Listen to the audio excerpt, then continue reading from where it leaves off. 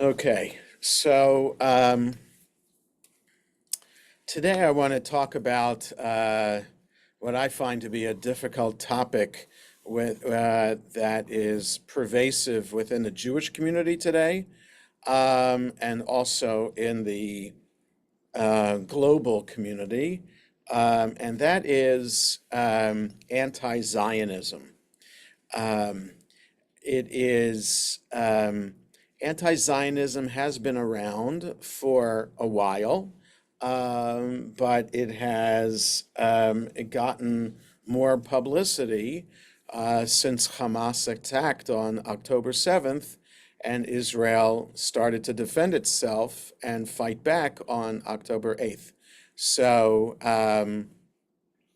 so since then, there's been a growing surge of anti-Zionism. Like I said, not just in the global community, but especially within the Jewish community. So I'm going to share my screen because I created a document where I cut and paste some things from different websites. And I want to go through them and to have a basic understanding of what we're talking about. First, what we're talking about when we talk about Zionism, and then also to talk about how we understand anti-Zionism. And then we can open it up for some questions and comments. So, just a second. Here it is. Okay. So I'll just, let me make this bigger.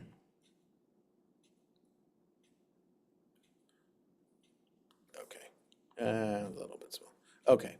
So the Encyclopedia Britannica is available online, and it's updated regularly, unlike maybe we remember a long time ago buying an Encyclopedia Britannica from a door-to-door salesman and having the Encyclopedia Britannica or the World Book Encyclopedia from that particular year. And then almost immediately, as soon as you buy it, it becomes obsolete. So gone are the days since the internet um, of, um, of books and reference books especially that you buy. And I'm just sitting in my office with all these books around me, and I'd say 90% of them are already, there's no need for me to have them on my shelf. I'd say just about 90% because of Safaria, the online Jewish resource. There's no need to have Bible, Midrash, Talmud, Shulchan Aruch, all the other great classic Jewish references. Don't need that on the shelf, and lots of other works of Jewish philosophy and Jewish thought. It's a whole new world today, and a whole new um, relationship that we have with books. Anyway, so sorry for that digression, but from the online Encyclopedia Britannica, one paragraph definition of Zionism. All right, Zionism is a Jewish nationalist movement with the goal of the creation and support of a Jewish national state in Palestine, the ancient homeland of the Jews. In Hebrew, Eretz Yisrael, the land of Israel. So, for a non-Jewish reference, I think that's pretty good. A Jewish nationalist movement with the goal of the creation and support of a Jewish national state in Palestine, and Palestine, not ending there, Palestine, that would then raise red flags. Oh, what does it mean by Palestine? What it means is the ancient homeland of the Jews, because the Eretz Yisrael has been called by a number of names over the millennia. Okay? Though Zionism originated in Eastern and Central Europe in the latter part of the 19th century as a political movement, It's in many ways a continuation of the ancient attachment of the Jews and of the Jewish religion to the historical region of Palestine. According to Judaism, Zion, one of the hills of ancient Jerusalem, is the place where God dwells. Okay, so there it is, all in one paragraph, getting all the ideas uh, down in writing about what Zionism is. That it's the ancient attachment of the Jews and the Jewish religion, right? So it's good that the Britannica clarifies that, because not everybody knows that Judaism is a nation, not just a religion. So we know that, and when we talk about the Jewish people, we're talking about the civilization of the Jewish people. It's there. You can't say Christian civilization, really. You can't say Muslim civilization, because those are just religions. And so we know, of course, that Judaism is more than that. It's about a people and a nation too. So because from our birth as a people, we've had an attachment to the land of Israel that goes hand in hand with being part of the definition of what it means to be Jewish. Okay? And then it adds also, why, if it's an attachment to the homeland of the Jewish people, why isn't it called Israelism? Why is it called Zionism? And then to remind us that Zion is one of the names for Jerusalem, based on it being one of the hills in Jerusalem. In fact, one of the gates into the old city is Zion Gate. And you can still go in there. You can even drive into Zion Gate. But those of us who have walked into Zion Gate know that it takes a real professional driver to be able to drive into Zion Gate. But anyway, it's Zion Gate because that's the gate that's on Mount Zion itself. Okay? Now, so this is the standard definition of Zionism, right? We have the age-old connection to the land of Israel and the desire to live in the land of Israel that became a nationalist political movement in the late 1800s, led by Theodor Herzl. Okay? So, however, Wikipedia, you may have seen this the other day. I don't remember where I read this, but Wikipedia, which is the encyclopedia that is written by a committee, and anybody can write for Wikipedia, and it just has to be approved by the editorial committee of Wikipedia. So I don't know how that process works, but I know that that's the process. So it's kind of like the People's Encyclopedia. And so there's a danger there in that, the goal of Wikipedia is to allow people and the average person to provide information that maybe gets corroborated, maybe it doesn't get corroborated. So, if you want to go to Wikipedia to find an article about mathematics, okay, not a big deal. But perhaps the article about Zionism might have something different about it. And that's exactly what, look at this definition from Wikipedia of Zionism. So this clearly reflects, from the Britannica, clearly reflects this is something I could say about what Zionism is, right? Any Jew would be happy, any supporter of Israel would be happy with the Britannica's definition of what Zionism is. There's nothing anti-Zionist about it. There's nothing anti-Semitic about it. Perhaps the only question we might have is the use of the word Palestine instead of Judea, but okay. That doesn't matter. And you could reconcile the use of Palestine because that's what the British mandate was. The League of Nations gave England the mandate to run um, um, the business in the land of Israel, which they called Palestine, between 1917 and 19 and May 14th, 19 May 15th, 1948. Okay, so you can reconcile the use of Palestine because that's what the League of Nations called it. All right. So, but from Wikipedia, you get something else entirely.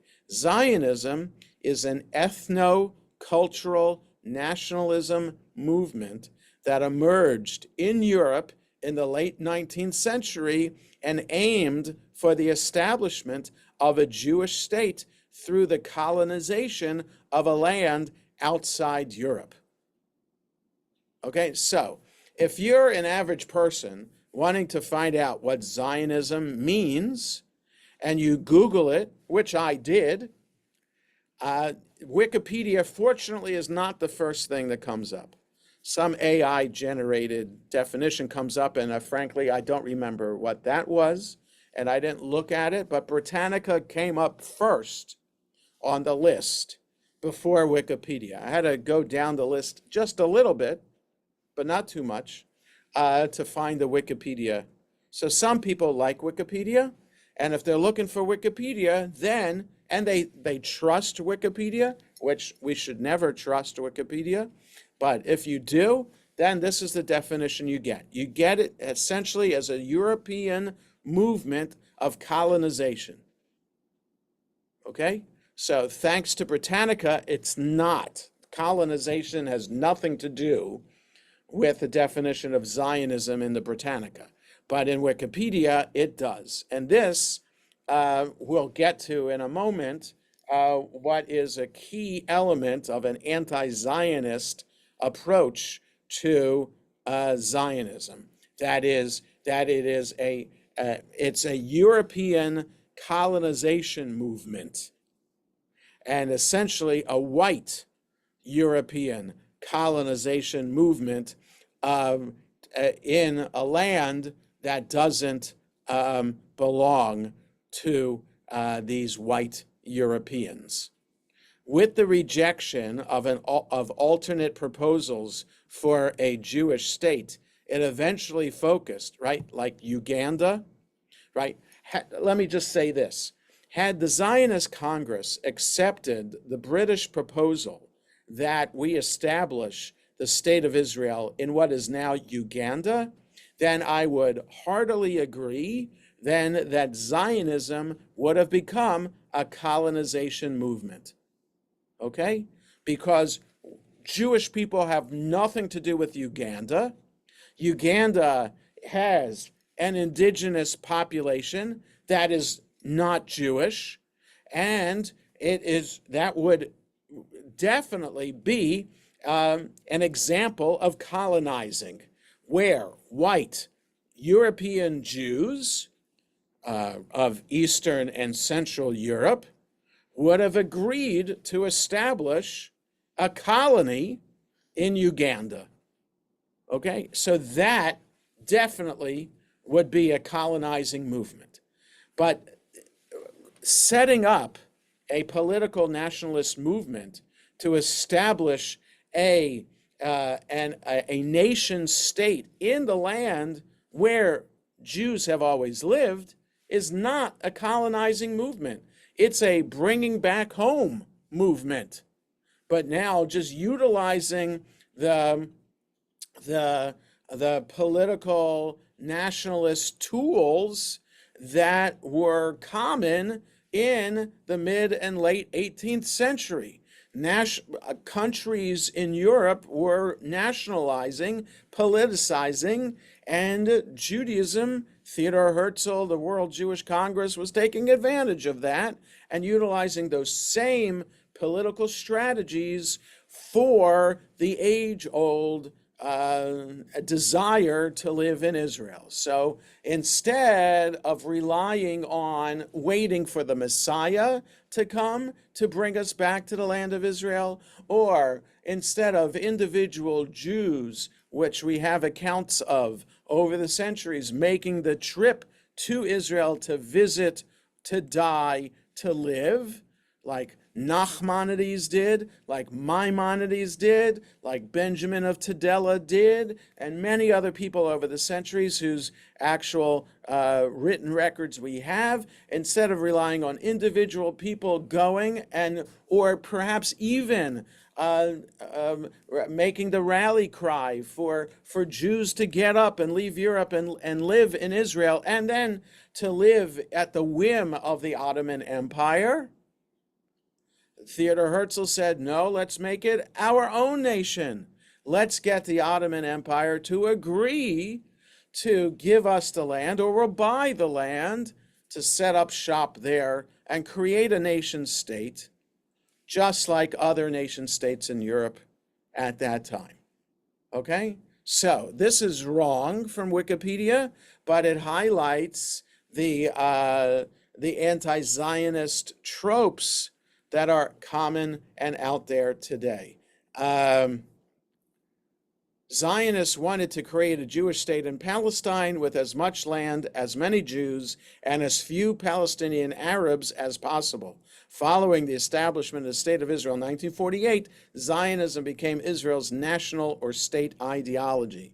Okay, so also wrong in promoting this idea. Yes, Theodor Herzl's portrait is in all Israeli government buildings, as well as David Ben-Gurion's portrait, and as well as the portrait of the current Prime Minister of Israel and the current President of Israel. Yes, Theodor Herzl is a founding father of the State of Israel, right?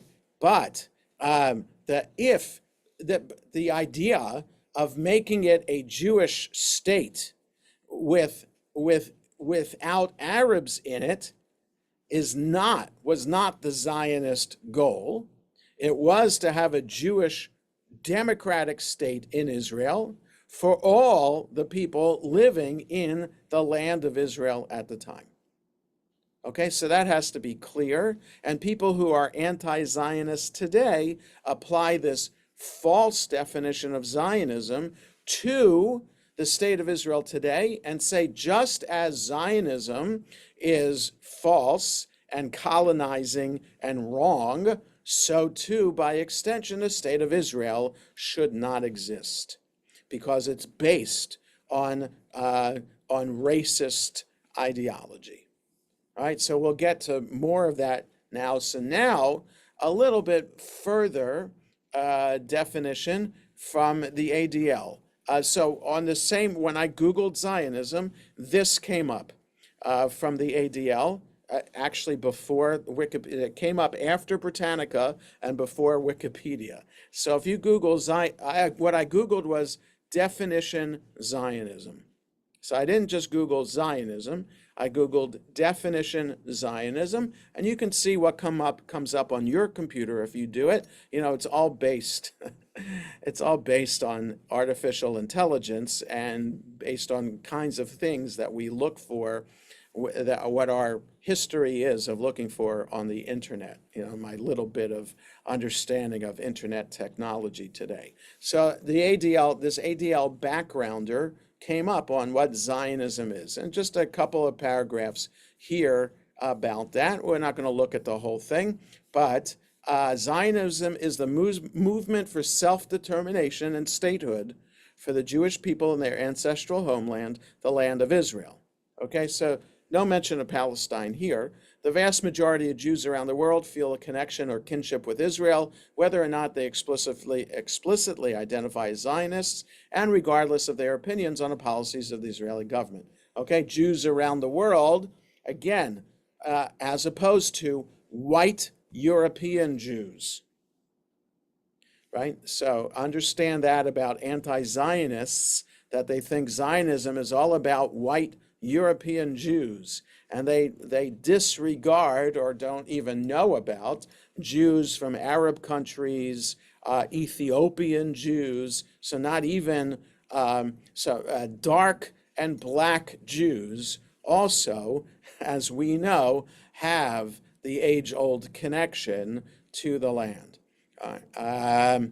right? So Jews in Ethiopia, Jews in Arab countries might not call themselves Zionists like at the time. They might not have even heard about the word Zionism before, certainly don't know anything about nationalism, but you ask any Jew, what do you pray for?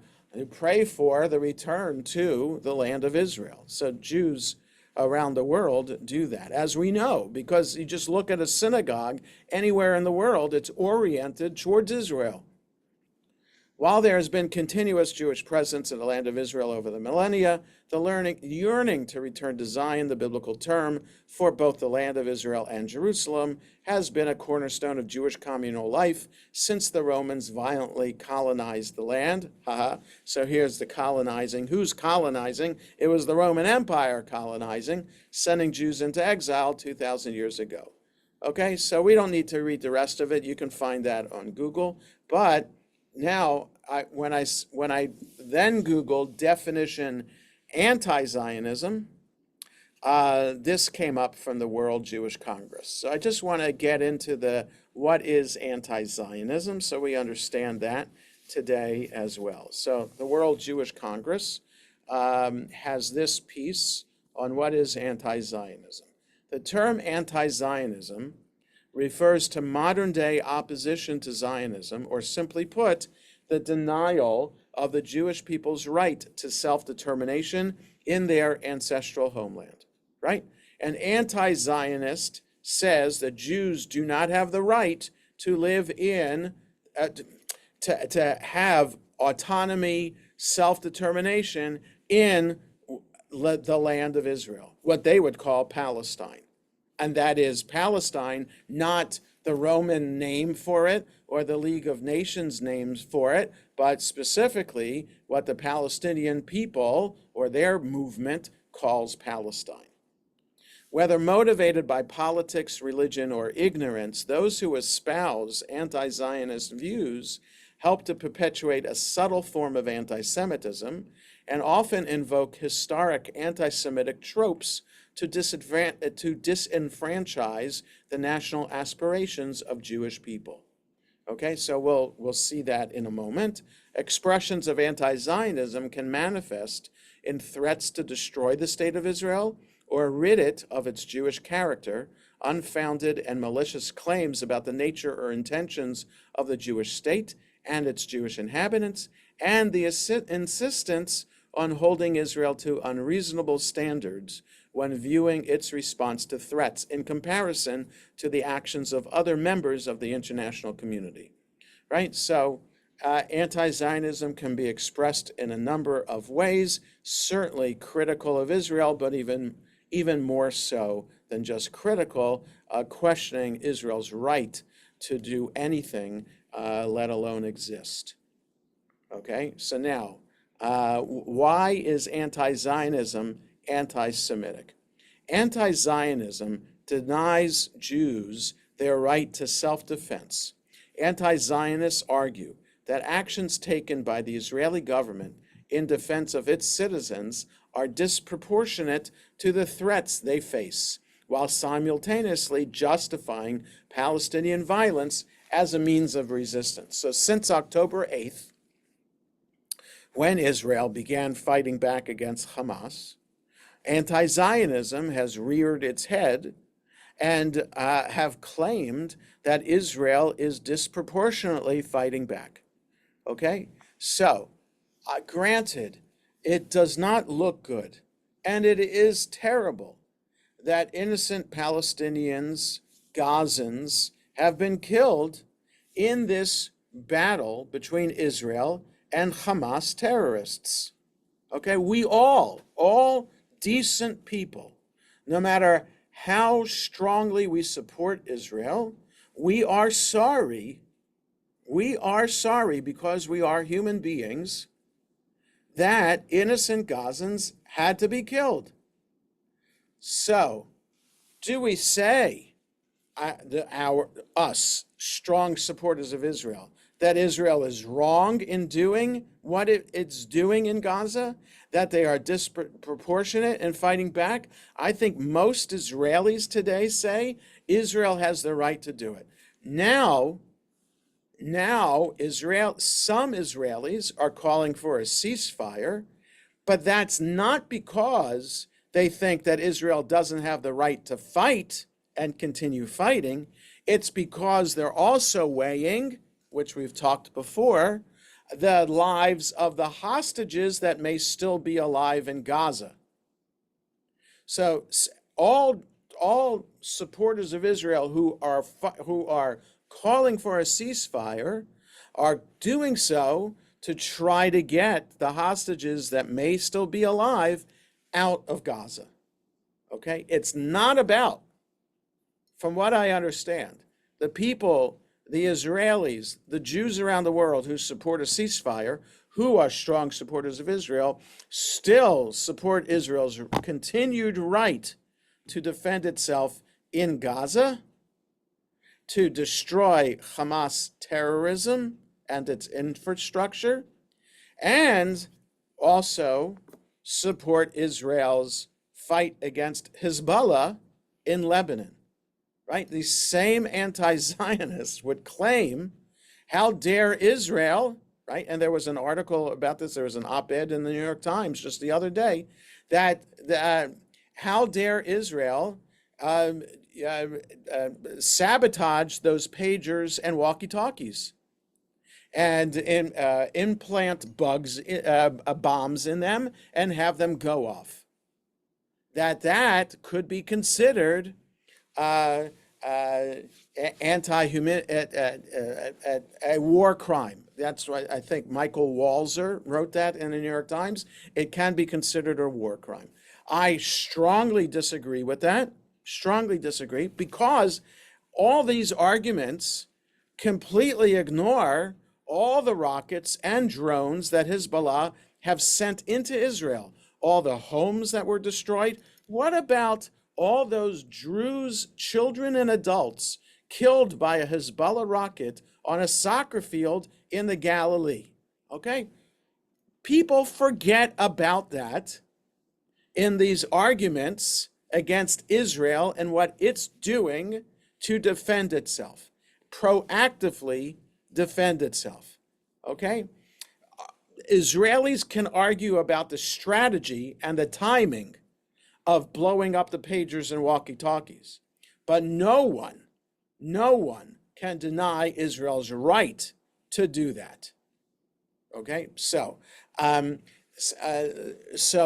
argument of the anti-Zionists then, not just about the war in Gaza and Lebanon, but also not calling Hamas terrorists, but calling them freedom fighters, however, the horrific, monstrous crimes they committed on October 7th and continue to commit, right? The International Red Cross, has the International Red Cross asked to see the hostages in Gaza, right? To determine that they're healthy and that they're treated well, right? That's what the International Red Cross is supposed to do. The International Red Cross even did that in the Holocaust, right? The infamous tour of Theresienstadt.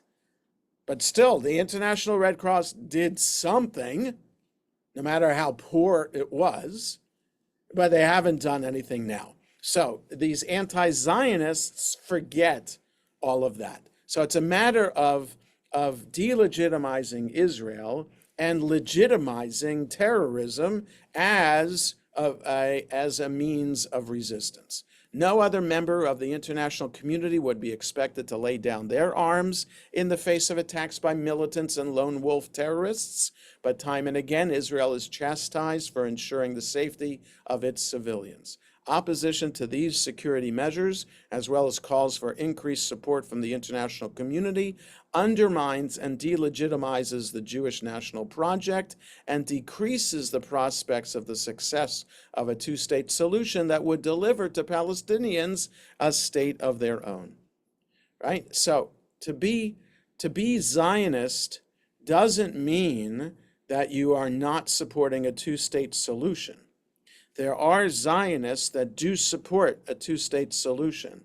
I am one of them, But that because I support it doesn't mean that I'm anti-Zionist.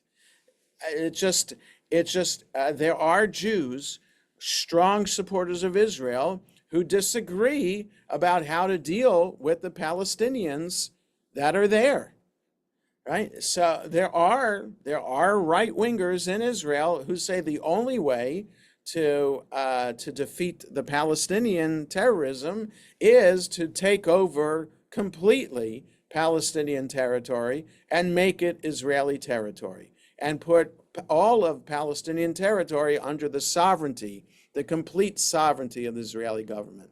I do not support that strategy at all, but I can see the value of it. I understand the position behind it because of the threat of terrorism. Okay?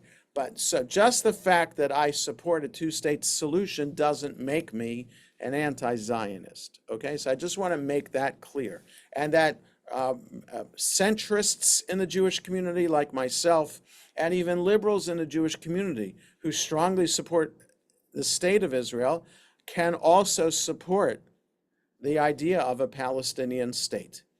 Okay, what the Palestinian state would look like would also be up for discussion, but that's not for discussion here.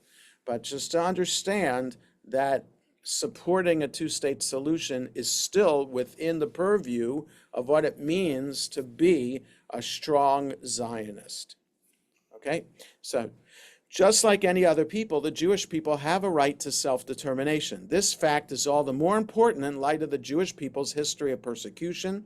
Israel ensures that Jews have control over their future and have a safe haven, despite the tremendous uncertainties of the world. Okay? So anti-Zionists deny the right of Jews to have self-determination, right? Which they don't deny America to have self-determination, France to have self-determination, Germany to have self-determination, and any other country in the world has self-determination. But Jews, for the anti-Zionists, do not, because of their misguided and erroneous understanding of Zionism itself. Anti-Zionism denies the historical connection of the Jewish people to the land of Israel, right? That's what I was just saying. A common tactic used to initiate condemnation of Israel and the diaspora support for it is the minimization or outright denial of any historical Jewish connection to the land. This spread of misinformation, ignoring archaeological evidence, and denying that Jews are indigenous to the land of Israel helps to sow distrust and skepticism among the wider populace. Either they don't know about or they ignore the 3,000-year-old connection, which we can prove by archaeology beyond a shadow of a doubt, the 3,000-year-old connection of the Jewish people to the land of Israel. You can prove beyond a shadow of a doubt that Hebrew is there. Who else spoke Hebrew if not for the Jewish people? Right? Nobody claims that the Palestinian people spoke Hebrew. Nobody claims that. They claim Canaanite was the language, but not Hebrew. Okay, so if you find Hebrew and you can carbon date it without a shadow of a doubt to 3,000 years ago, then there's Jewish connection to the land of Israel. They might argue that a small amount of people live there, but that's besides the point. There's always been a Jewish connection to Israel, and a small population. It's relative. What a small population is. You're talking 300 million Americans, 350 million. Are you talking a billion Chinese? Or are you talking 600,000 Jews in 1948? It doesn't matter. This is what it is. Anti-Zionism perpetuates false accusations about Jews and Israelis. Anti-Zionists often weave age-old anti-Semitic tropes into their online posts and public discussions about Israel and Jews. These individuals who knowingly spread hate accuse Jews residing around the world of collaborating or conspiring with one another and using their perceived power to manipulate politicians, the media, and the international community to obtain support for Israel. Such accusations, which are often uncontested, lead to a perpetual cycle of distrust and skepticism. So the idea that anti-Zionists spread is that Zionists in the form of AIPAC have undue control over the American government and somehow force President Biden or whoever the president is to continue to support this colonizing, racist ideology of Zionism that takes the form of the state of Israel today, right? That's the anti-Zionist argument, that this small cabal that is Jewish power brokers control control governments disproportionate to their size, right? It's like the protocols of the elders of Zion, exactly that. Anti-Zionism is used as a tool to ignore blatant anti-Jewish hatred. Anti-Semites frequently claim that their hateful and insensitive remarks are legitimate critiques of Israeli government policies and those who support them. These individuals claim that they don't have any issue with Jews. Rather, their problem is with Zionists, using the term as a catch-all for anyone who supports the existence of a Jewish state. Such a generalization, in essence, characterizes the vast majority of the global Jewish community, which holds Zionist beliefs as antagonists, okay? So I just want to be sure that we understand the distinction. I don't have a problem with Jewish people, strong supporters of State of Israel, criticizing the policies of the government of Israel. That is within our right to do that. I think we have more of a right to do that if we were living in Israel, because the Israelis have the right to criticize its government, but Jews, to some degree, who live outside of Israel also have the right to criticize the government and to say that they agree with this, they disagree with that. It doesn't make us anti-Israel. In fact, it promotes the idea of Israel being a democratic state. That's how democracy works. People have the right to protest whatever they want to protest in a safe, a reasonable way, right? If your protest doesn't involve violence, if your protest doesn't involve hate speech, then that's what protest is all about, and it's a hallmark of what democracy is about. Okay, so there's nothing wrong with criticizing Prime Minister Netanyahu, and before October 7th, it was all about criticizing the judicial reform efforts. There's nothing anti-Zionist about that. What is anti-Zionist is taking it one step further and delegitimizing the right of Israel to exist itself.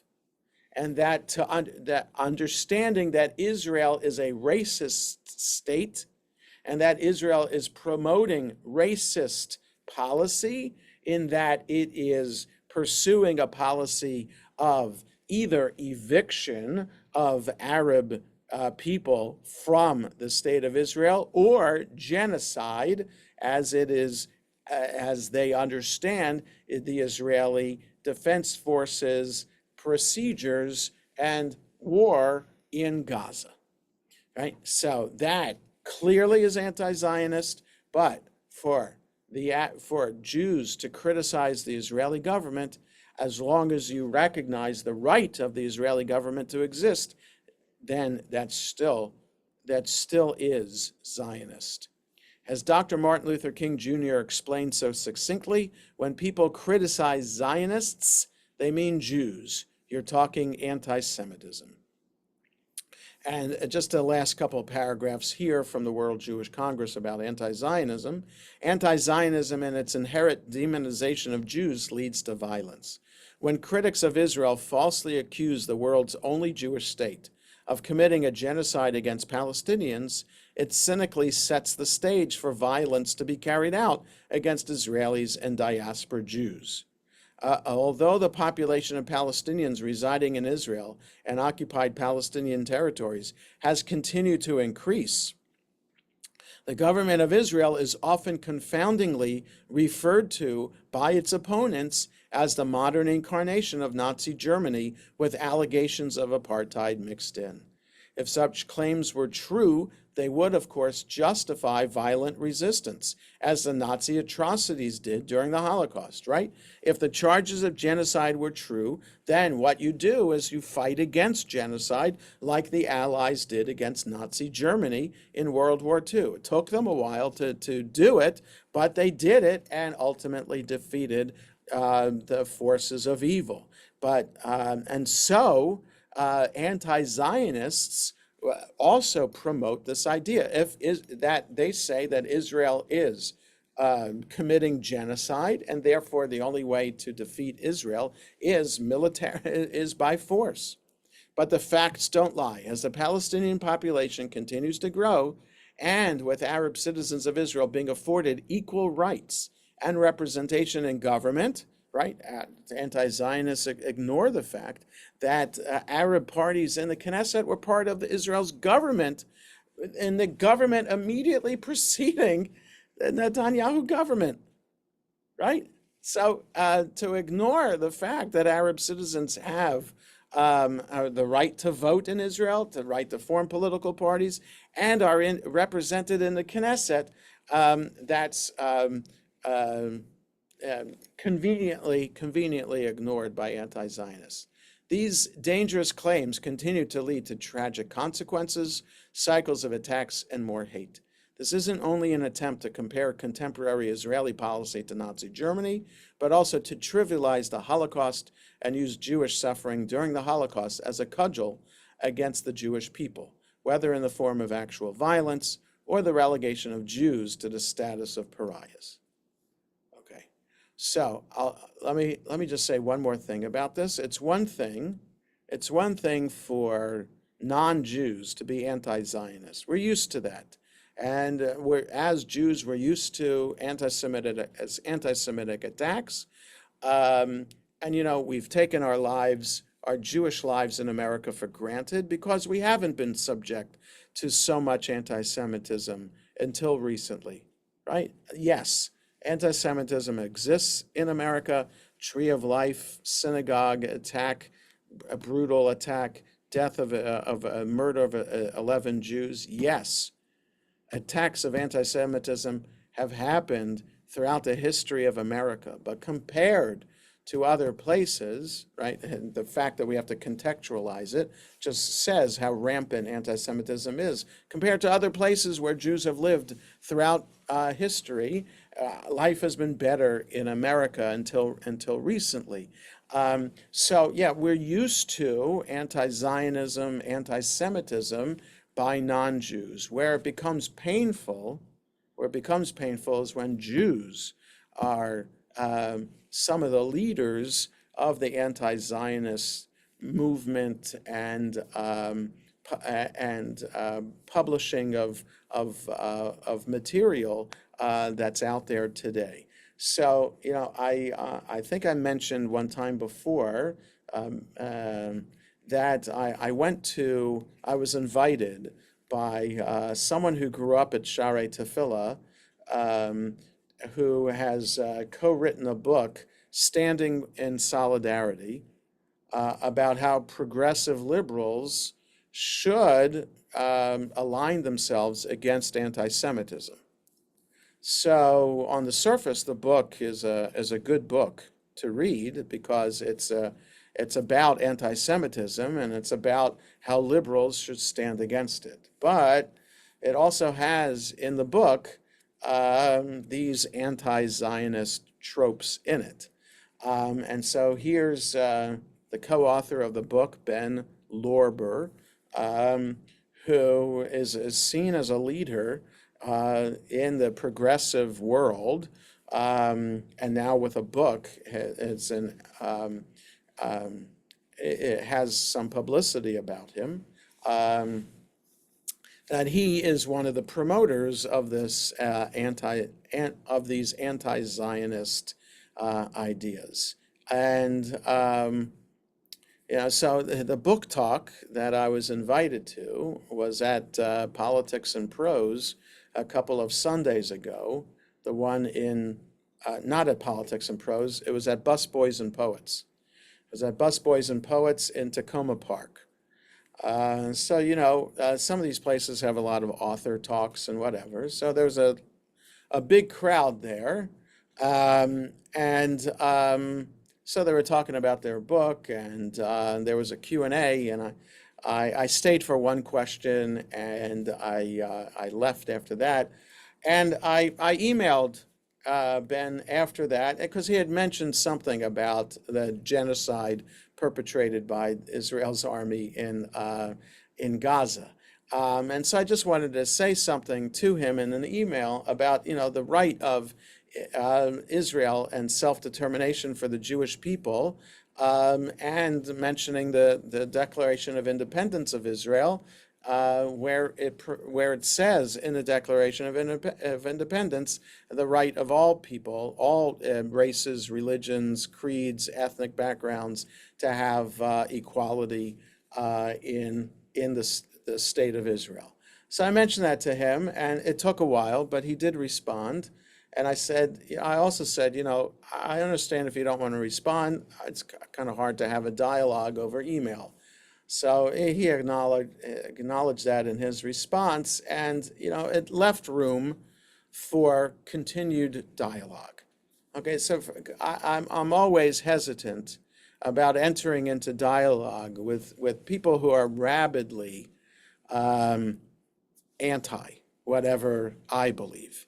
So it's one thing to discuss with a friend who might have a very strident opinion, because they're, at least you think you're friends and you're agreeing to disagree. But with somebody that you don't have a relationship with, to try to enter into conversation, that's not my thing, and I stay away from that. I don't think that I'm a good enough debater to hold my own in a conversation like that, and I just don't like to have a conversation where I know the other side has no interest in being convinced in any way, or at least to have an open mind. And so the anti-Zionists tend, uh, like all people who promote a particular political uh, opinion, tend to be more strident, and that makes it much more difficult for people to have civil discourse anymore. Gone are the days before the internet when people could have civil discourse. And in fact, it made for good television, even, to have people debating uh, different social justice, different kind of political opinions, because it was helpful for people to understand what this honest, respectful debate is all about. But we can't do that anymore. So the back to Jews being anti-Zionists. So, you know, one of the classes I took at the Hartman Institute in Jerusalem this summer was about this, and how to respond to anti-Zionism today. So Yossi Klein Halevi said, there's no room for anti-Zionism in the umbrella of the Jewish community. That is, any organization, that is from an organization perspective. So an organization that is anti-Zionist, a Jewish organization that is anti-Zionist, has no right to be in the umbrella of the Jewish community. So he's arguing, Yossi Klein Halevi is arguing, that any Jewish organization, like the Jewish Voice for Palestine, and there are one or two others, should not be given room in the conference for the conference of presidents of Jewish organizations, whatever that conference is called. These anti-Zionist parties should not be there. But at the same time, individual Jews who might be anti-Zionist, we shouldn't push them away. We need to somehow reach out to them and educate them and make them feel that they're still part of the community, because we don't want to lose they tend to be younger people. We don't want to lose younger people to Judaism. So the question, of course, is how to bring them back into the fold, how to make them see the error of their ways. And so, of course, there's no strategy for that, but it's um, the distinction that Yossi Klein Halevi makes is between the organization versus individual people. So that's what I wanted to talk about today. We have a couple of minutes if anybody has a question or a comment. Uh, Yes, this so is related, but I'm very upset about how Donald Trump said that if he loses the election, it'll be blamed on the Jews. right. And we Yes. need to do something if he, all the polls say right now he's going to lose the election, but if he does, will we have all these crazies coming and destroying synagogues and stuff like that? Right. Okay. So that's not exactly related to the anti-Zionism, but it is more anti-Semitism. But yes. So the irony is that he said that at a at a talk that was supposed to be about the rise of anti-Semitism, and he was speaking to a Jewish crowd. So and then he espouses anti-Semitic tropes like that. Yeah. Um, so again, we the problem is that we know what the problem is, right? We can recognize that anti-Semitism is out there, and we can recognize that anti-Zionism is out there. But what do we do? What is the strategy to protect ourselves from when they go violent, right? So the ADL has ideas about that, but how successful, and this is um, not to insult the ADL or any other organization tries to do this, but how successful are these organizations that are trying to promote education against anti-Semitism? Look, one of the ways that they wanted to do that is to have synagogues come on board for a pilot project that they were doing called Kulanu, which means all of us. So our synagogue participated in Kulanu last year. So what that meant was that we have to teach our own community about what anti-Semitism is like in America today and what's going on with it. And the next stage was to partner with some non-Jewish entity and together promote an educational event about anti-Semitism. So that's the hard part. That's the hard part, is to find a partner about that. So we did this before we even were in Kulanu, when we had that, we showed the documentary about Tree of Life for the 5th anniversary of Tree of Life last October, right? So just a couple weeks after October 7th happened, we had an event at the Sandy Spring Museum, which we co-sponsored. Is Sharei Tefillah and the Sandy Spring Museum co-sponsored the showing of the Tree of Life documentary, and we had a panel discussion after that. So that was good, but we don't have, Sharei Tefillah doesn't really have a partner in the non-Jewish religious community. Yeah, I'm active in the Greater Olney Clergy Association, but as I've talked about, um, I don't really feel like I have partners there. I've talked to even the person who has reached out to me the most of all my clergy colleagues. I've tried to talk to him about, could we do something about anti-Semitism together? And he said he was going to think about it, and he actually talked about it, he said, with his clergy leadership, but nothing has come of that. So, and we tried when we were on Zoom for lots of things with some African American church communities in Montgomery County to establish a relationship with them. And there was an initial conversation, but when it tried to get a little bit deeper, it just doesn't happen. So we're invited to the Juneteenth service at the Sandy Spring Church, every year. And I'm glad for the pastor, Diane Dixon Proctor, to invite me and our synagogue to participate in that program. But when I've sat down with her and said, is there something more we can do to make this go deeper?